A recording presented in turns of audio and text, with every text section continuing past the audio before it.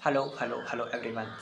आज की वीडियो में हम बात करेंगे क्लास 10th के सोशल साइंस के बारे में। लास्ट वीडियो में मैंने आपको मैथ्स पढ़ने के तरीके बताए थे कि मैं अपने जब मैं 10th क्लास में था तो मैं मैथ्स कैसे पढ़ता था। आज की वीडियो में हम बात करेंगे कि जब मैं 10th में था तो मैं सोशल साइंस कैसे पढ़ता था। और सोशल साइंस के मार्क्स तो आपको पता ही हैं, वो थे 100 आउट ऑफ 100। तो मैं आपको आज बताऊँगा कि कैसे आप भी सोशल साइंस में 100 आउट ऑफ 100 मार्क्स स्कोर कर सकते हैं। और मेरे 100 मार्क्स के पीछे जो मेन रीज़न है, जो मेन पर्सन है, वो थे दिगराज सर। तो मैंने अपने क्लास 10th में जो सारे के सारे लेक्चर्स हैं वो दिगराज सर के चैनल से किया था। और मैं थोड़ा सा क्रेडिट शुभम पाठक मैम को भी देना चाहूँगा, क्योंकि मैंने उनके भी कुछ लेक्चर्स देखे थे। तो आप भी दिगराज सर के लेक्चर्स देख के अच्छा स्कोर कर सकते हैं। तो मैं आपको सिर्फ लेक्चर देखना इम्पॉर्टेंट नहीं है, मैं आपको बताऊँगा कि मैं लेक्चर के साथ और क्या करता था जिसके कारण मेरे ऐसे मार्क्स हैं। तो चलिए without wasting any time let me start the video. सबसे पहले हम बात करेंगे मेरे फेवरेट सब्जेक्ट तो जो कि है हिस्ट्री।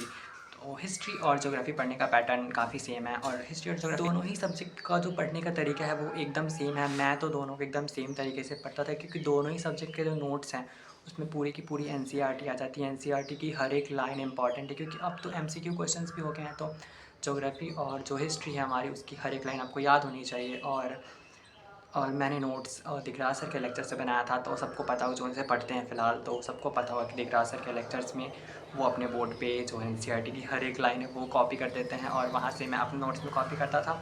तो मेरे नोट्स में भी एनसीईआरटी की ही जो 2 कॉपी होती है वो उतर गई थी, और कुछ एनसीईआरटी से ज़्यादा भी हो गया होंगे नोट्स में, अगर एक्स्ट्रा मैंने कुछ ऐड किया होगा तो।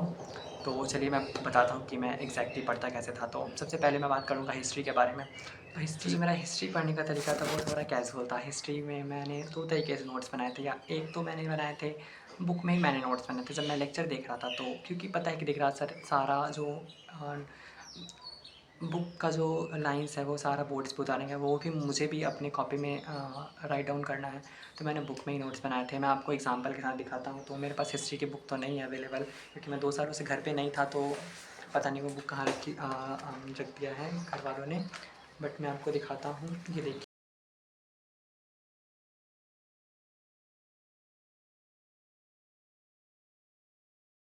कि जो चैप्टर 1 है आपको दिख रहा होगा शायद, ये चैप्टर 1 है ज्योग्राफी का। तो यहाँ देखिए, ये मैंने लाइन लिखा और यहाँ पे कुछ इम्पॉर्टेंट चीज़ें जो कि एक्स्ट्रा सर ने बताई थी वो मैंने लिखा। और मैं आपको और भी दिखाता हूँ, ये देखो यहाँ पे जो इस टॉपिक से जो भी क्वेश्चंस बन सकते हैं वो क्वेश्चंस मैंने यहाँ पे, ये तो उल्टा दिख रहा होगा अभी, लेकिन यहाँ पे इस टॉपिक से जो क्वेश्चंस बन सकते हैं। बेसिकली ये है हमारा विकसित संसाधन, क्योंकि मेरे स्कूल में हिंदी में था तो मुझे हिंदी में पढ़ना पड़ा। तो इस टॉपिक से जो क्वेश्चंस बन सकते हैं वो क्वेश्चन यहाँ नोट किया है मैंने, और उसके जो आंसर्स होंगे वो सब कुछ यहाँ यहाँ है। ऐसे ही बात कर सकते हैं हम। ये जो हमारा जो मैप है, मैप बहुत इंपॉर्टेंट होता है। आपको सारे के सारे मैप याद होने चाहिए। तो मैप के नीचे मैंने लिख दिया था कि ये याद होना चाहिए। और मैं बात करूँगा, अच्छा ये देखो, ये जो हमारा सेकंड चैप्टर है forest resources, I think in English. तो फॉरेस्ट रिसोर्सेज का जो यहाँ पे जो क्वेश्चन है, ये तो मैंने लिखा था कि जो 5 मार्कर क्वेश्चन है, ये वाला, ये जो क्वेश्चन है ये 5 मार्क का क्वेश्चन है। और हमारा जो इससे ये वाला जो बॉक्स है इससे भी 5 मार्क का क्वेश्चन आते हैं। ये जो है चिपको आंदोलन, इससे भी 5 मार्क का क्वेश्चन आते हैं।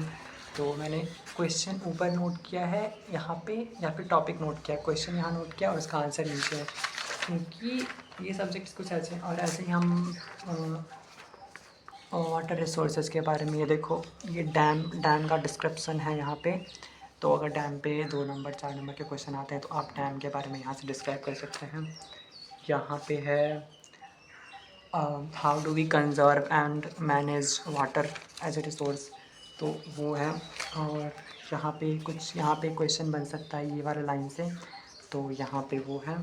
और जो हमारा विरोध का जो रीज़न है डैम बनने का, वो यहाँ पे है, यहाँ पे। और डिसएडवांटेज ऑफ मेकिंग डैम, वो यहाँ पे है।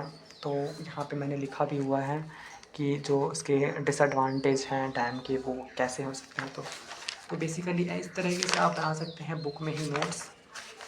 ये देखो, ये जो हमारा एग्रीकल्चर चैप्टर है, एग्रीकल्चर चैप्टर में भी मैंने यहाँ पे नोट किया हुआ है कि इससे जो टॉपिक के डिस्क्राइब करने वाले क्वेश्चन है वो क्वेश्चन आ सकते हैं। यहाँ पे जो रोपण कृषि होती है उसके बारे में है।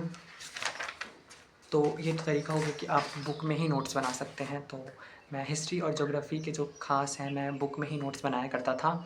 और हिस्ट्री के तो मैंने बुक में ही नोट्स बनाए थे। और एक सुंदर तो नोट्स बिल्कुल नहीं बनाए थे, क्योंकि स्कूल में हमारे नोट्स चेक नहीं होते थे। 10th क्लास में आप जैसे पढ़ना चाहो वैसे पढ़ सकते, तो बुक में नोट्स चेक नहीं होते थे स्कूल में। तो मैंने अच्छे सुंदर तरीके से नोट्स नहीं बनाए थे, मैं बुक में ही नोट्स बनाता था। और जब मेरा एग्ज़ाम पास में आ गया तो मैंने इससे पढ़ाई की थी। ये डायरी देख रहे हैं मेरी। आपको मेरी हैंडराइटिंग तो पसंद नहीं आएगी, but let me show you. ये देखो, जो rise of nationalism in Europe है, तो ये हमारा पीवाई इस टॉपिक से क्या क्वेश्चन बन सकते जो थे 1871 के बाद जो हमारा nationalism in Balkan reason start हुआ था, तो वो है क्वेश्चन। और ये सारी अगर आप इसको स्कैन करेंगे ना तो ये सारी एनसीईआरटी की ही लाइन बाय लाइन जो है एनसीईआरटी लिखी हुई है। तो मेरे नोट्स में एनसीईआरटी के अलावा कुछ भी नहीं है। मुझे आप एनसीईआरटी के बारे में इस तरह सोच सकते कि जब मैं एग्ज़ाम हॉल में आंसर लिख रहा था तो मेरे दिमाग में ऐसा कोई वर्ड नहीं आया एग्ज़ाम हॉल में कि जो कि एनसीईआरटी से बाहर हो। मैंने सारी की सारी वर्ड, सारी की सारी लाइन एनसीईआरटी में से ही लिखी थी। ये देखो, सो उस टॉपिक के जितने क्वेश्चंस हो सकते हैं वो, और उसके क्या आंसर हो सकते हैं वो मैंने नीचे लिखा था। ये मेरे नोट्स हैं, आप देख सकते हैं। और एनसीईआरटी के जो टेक्स्ट बुक के क्वेश्चंस है वो सब हैं। फिर आपको मेरी हैंडराइटिंग तो गंदी लगी, बट मुझे घंटा ही फ़र्क पड़ता है कोई मेरी हैंडराइटिंग के बारे में कुछ भी बोले। I just don't care. ये है इंडिया वाला जो चैप्टर था वो। फिर ये जो फाड़ने का रीज़न है वो भी मैं आपको बताऊंगा कि एग्ज़ाम के जब 8-10 दिन बचे हुए थे तो मैंने इंपॉर्टेंट जो भी चीज़ें थी उसको मैंने फाड़ के अलग कर लिया था ताकि मैं बाद में ईज़िली पढ़ सकूं। और इसकी हालत तो एकदम ही ख़राब है। ये देखो, ये चैप्टर है, फैक्ट्रीज़ वाला जो चैप्टर था तो मैं ऐसे हाईलाइट करके पढ़ता था, ऐसे एक। ये देखो, ये सब इम्पॉर्टेंट था काफ़ी, तो मैंने इसको फाड़ के अलग कर लिया था। ये देखो, आपको मेरे नोट्स की हालत तो दिखे रहेंगे। तो ऐसे ही मैंने पाँचों चैप्टर जो थे उस टाइप, तो 5 चैप्टर थे, अभी शायद डिलीट हो गया है। तो ये देखो, जो हमारा प्रिंट कल्चर वाला चैप्टर था वो मैं ऐसे पढ़ता था। ये भी मैंने फाड़ा था, इसका रीज़न तो मैंने आपको बता ही दिया। लेडीज़ कैसे किताबें लिखती थी वो वाला, वर्नाकुलर प्रेस ने। तो हिस्ट्री का नोट्स और ज्योग्राफी की बुक देख भी ली। तो ज्योग्राफी के भी नोट्स कुछ इसी तरीके से बनाए हैं मैंने। सुंदर नोट्स मैंने नहीं बनाया, मैंने एकदम ख़राब नोट्स बनाए। आप ऐसा कह सकते हैं कि अगर एक नोट्स को मैंने पढ़ लिया और किसी बुक को और किसी नोट्स को अच्छे से पढ़ लिया जो कि मैंने बनाया है, तो उस बुक को और उस नोट्स को लाइफ में और कोई कभी नहीं पढ़ सकता। उस टाइप से मैं पढ़ाई करता था। मेरी बहुत ही गंदी आदत है पढ़ाई करने की। मतलब जिस चीज़ से मैंने पढ़ाई कर ली उस चीज़ से और कोई नहीं पढ़ सकता, मेरा ऐसा है।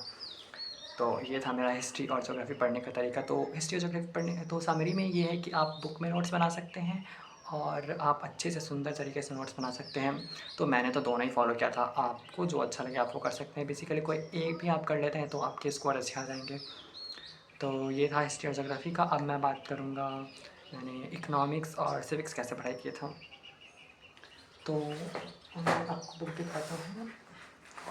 तो जो ये देखो, ये है मेरी सिविक्स की बुक। सिविक्स की बुक आप ये देखो, ये जो चैप्टर है वो है हमारा चैप्टर है लोकतंत्र वाला जो चैप्टर था, डेमोक्रेसी वाला। तो देखो, इसमें भी थोड़ा बहुत तो किया है मैंने, इसमें भी थोड़ा बहुत मैंने काम किया होगा, बट बाकी बुक्स के कंपैरिजन में आपको ये थोड़ा क्लीन दिखेगा। ये देखो, ये थोड़ा है डर्टी, बट बाकी जो चैप्टर्स हैं वो आपको क्लीन दिखेंगे। ये देखो, ये सब एकदम क्लीन है, क्योंकि सिविक्स में ऐसा है कि सारी चीज़ें इंपॉर्टेंट नहीं होती हैं। आप देखो, ये सब एकदम क्लीन है। मतलब सिविक्स में मैंने बुक में नोट्स नहीं बनाते सिविक्स में, क्योंकि बुक में नोट्स बनाने की कोई ज़रूरत भी नहीं है। क्योंकि सिविक्स में ऐसा है कि सारी चीज़ें जो है वो इम्पॉर्टेंट नहीं होती है। आप सिविक्स के लिए आप एक अलग कॉपी रख सकते हैं जिसमें आप दिखा के लेक्चर से नोट्स बना सकते हैं। तो मैंने सिविक्स का अलग नोट्स बनाया था, मैं आपको दिखाता हूँ। और मैं दिखाता हूँ आपको इकोनॉमिक्स के। तो ये देखो, इकोनॉमिक्स के भी हैं। देखो, मैंने गंदा थोड़ा बहुत किया था, ऐसे गंदे करके पढ़ने की आदत है तो गंदा तो होगा ही, बट हाँ उतना ज़्यादा नहीं है। ये है थोड़ा बहुत, इसमें भी मैंने गंदगी की हुई है, बट कोई बात नहीं। ये देखो ये सब एकदम क्लीन है, कहीं कहीं मैंने कर रखी है बहुत कम। ये देखो ये सब एकदम क्लीन है ना। तो यस, तो मैं कहा था कि हाँ सिविक्स और जो इकोनॉमिक्स है उसमें आपको बुक्स से बहुत कम ही पढ़नी है। ऐसा नहीं है कि बुक नहीं पढ़नी, बुक पढ़नी है। एनसीईआरटी की लाइन बाय लाइन तो पढ़ना मतलब पढ़ा ही होना चाहिए, सारी चीज़ें तो याद होनी ही चाहिए।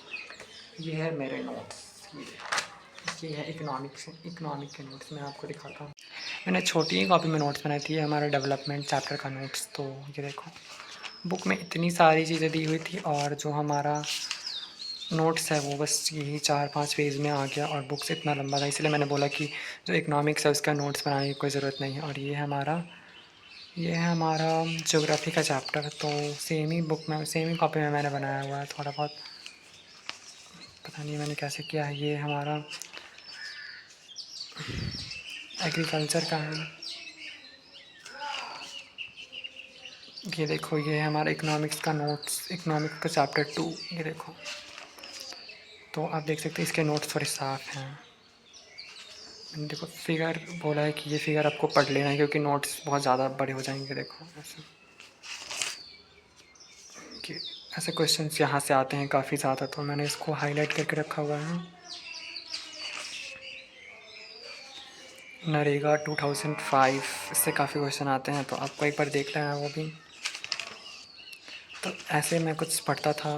ये बैंक वाला चैप्टर जो है ये चैप्टर 2 का है। ऐसे ही मैंने सारे चैप्टर बनाए। ये देखो ये है हमारे चैप्टर 4 इकोनॉमिक्स का। तो ऐसे ही करके मैंने बनाया था। तो ऐसे ही बनाया था मैंने इकोनॉमिक्स और जो सिविक्स है उसके नोट्स। तो आपको सिविक्स और तो ओवरऑल समरी में बताता हूँ आपको। हिस्ट्री और ज्योग्राफी पढ़ने के लिए आप बुक में नोट्स बना सकते हैं और उसके साथ एक साथ आप एक सुंदर नोट्स बना सकते हैं, जो कि मैंने दिगराज सर के लेक्चर से देखे थे। आपको जो भी टीचर पसंद है आप उसे देख सकते हैं, बट मैं कहूँगा कि अगर आपको दिगराज सर के लेक्चर समझ में नहीं आया तो आपको यूट्यूब के और किसी टीचर से समझ में बिल्कुल नहीं आएगा। And this is totally true and मैं कोई झूठ नहीं बोलूँगा, दिस इज़ ट्रू। एंड तो आप दिगराज सर के लेक्चर से नोट्स बनाइए या फिर आप शुभम पाठक मैम जो हैं उनका भी लेक्चर रिकमेंड कर सकते हैं, वो भी काफ़ी अच्छा पढ़ाती हैं। तो उनसे आप नोट्स बनाइए, बुक में नोट्स बनाइए और रफ एक कॉपी में बनाइए, दोनों सेम ही है। आप दोनों रेफ़र कर सकते हैं। एग्ज़ाम टाइम में तो कॉपी ही ज़्यादा यूज़ आती है।